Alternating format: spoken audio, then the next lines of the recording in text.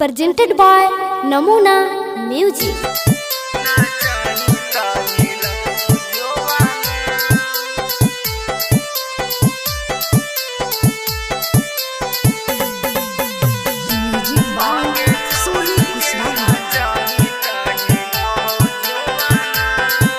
नमूना recording studio Rajgir. हे गे डीजे पे गाना बजा के मजा ले हो के ताना, डीजे पे गाना बजा के मजा ले हो के ताना।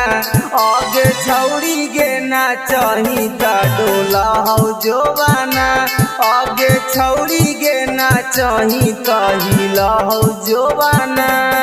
आगे डीजे पे गाना बजा के मजा ले हो के ताना, डीजे पे गाना बजा के मजा ले हो के ताना।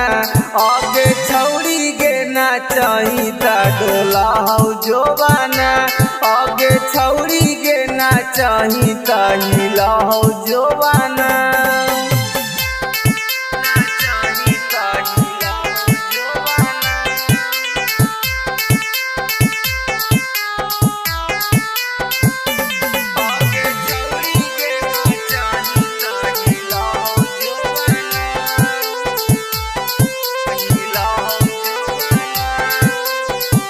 गे छौरी कमर हिलाई के मन पगलाई के करही घायल गे, गे छौरी नाच देखे खातिर छौड़ा हपई जागल गे। गे छौरी कमर हिलाई के मन पगलाई के करही घायल गे, गे छौरी नाच देखे खातिर छौड़ा हपई जागल गे। छौरी होठ के सवाद छौरी ले हो के ताना, होठ के सवाद छौरी ले हो के ताना। आगे छौरी गे ना चाही ता डोला हो जोबाना, आगे छौरी गे ना चाही ता हिला हो जोबाना।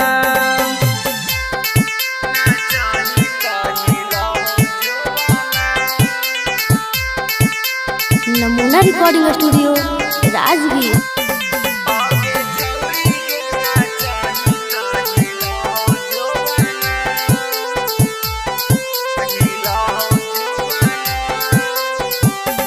हे गे पांजा सटाई के मजा उठाई के लेही नमरिया गे, गे छौरी देखे में लगही से कसी जरा उठाओ गगरिया गे।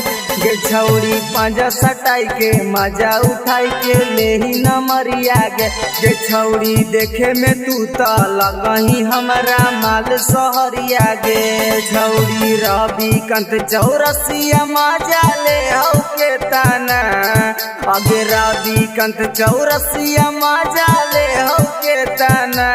आगे छौड़ी गे ना चाही ता डोला हो जोबाना, आगे छौड़ी गे ना चाही ता हिला हो जोबाना। Presented by Namuna Music.